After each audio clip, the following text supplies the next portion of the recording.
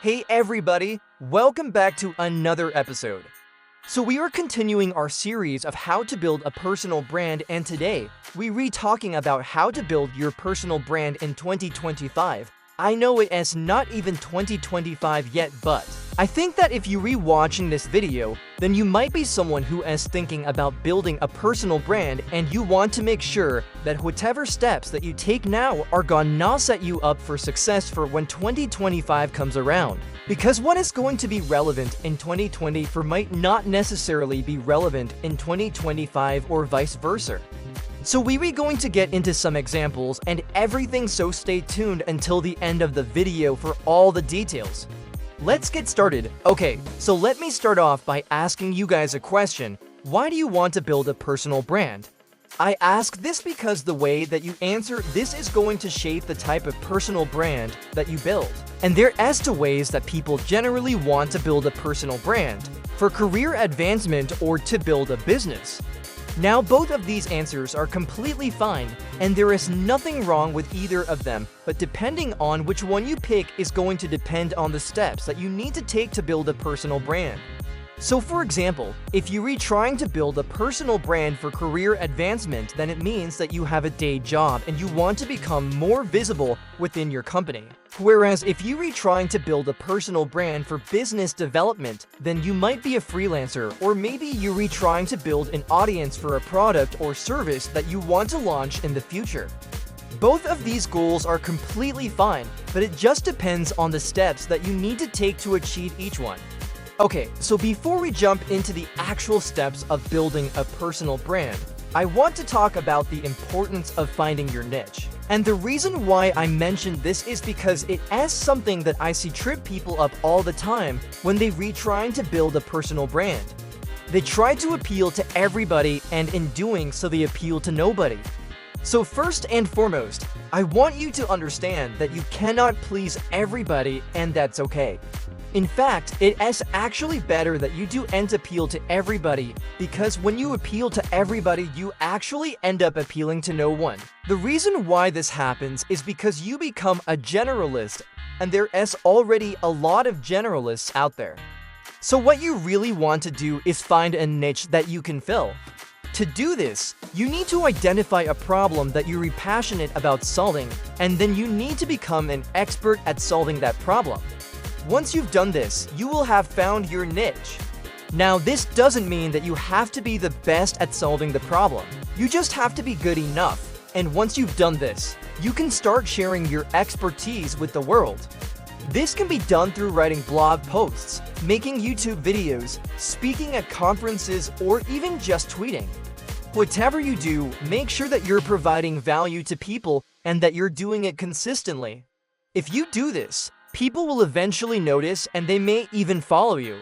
And when they do, you can start to monetize your following by selling products or services related to your expertise. Okay, so now let's get into the steps of building a personal brand. Step No. 1 is to identify your target audience. Like I said earlier, you can't please everyone, so you need to focus your efforts on a specific group of people. Ask yourself, who do you want to reach with your personal brand? What are their interests? What are their needs? And what are their pain points? The better you understand your target audience, the better you'll be able to tailor your content and messaging to them. Step No. 2 is to choose the right platforms. There are a ton of different social media platforms out there, but you don't need to be on all of them. In fact, it's probably better if you're not on all of them. Pick the platforms where your target audience spends the most time. For example, if you're targeting B2B professionals, then LinkedIn is probably the best platform for you. But if you're targeting consumers, then Instagram or TikTok might be a better option. Step No. 3 is to create valuable content. This is the most important step in building a personal brand. If you're not creating valuable content, people aren't going to follow you or engage with you. So make sure that whatever you share is helpful, informative, or entertaining. And like I mentioned earlier, the best way to do this is to focus on a specific niche. This will help you to establish yourself as an expert in that area, and people will be more likely to follow you. They know that you're an expert at something. Step No. 4 is to be consistent. It's important to post content regularly so that people always have fresh content to consume. This also helps to keep you top of mind. People will think of you when they see your name pop up in their feed or when they receive your email newsletter. The easiest way to stay consistent is to create a content calendar. This will help you to plan ahead and make sure that you're posting regularly. There are a ton of different apps that you can use to create a content calendar. I personally like to use a specific app because it is super easy to use and it integrates with all of the major social media platforms. Step No. 5 is to engage with your audience. It's important to interact with the people who follow you. Respond to comments and messages and participate in discussions related to your industry or niche. Doing this will help you to build relationships with key people, and it will also help you to promote your content. One way to do this is by engaging with other people's content. Share their content and leave thoughtful comments. This will help you to get your name out there. It will also help you to build relationships with potential followers. Step number 6 is to measure your results.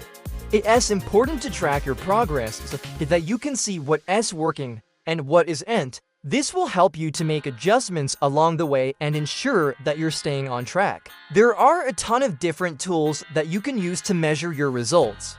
I personally like to use Google Analytics and various social media analytics platforms because they're easy to use and they provide a ton of data.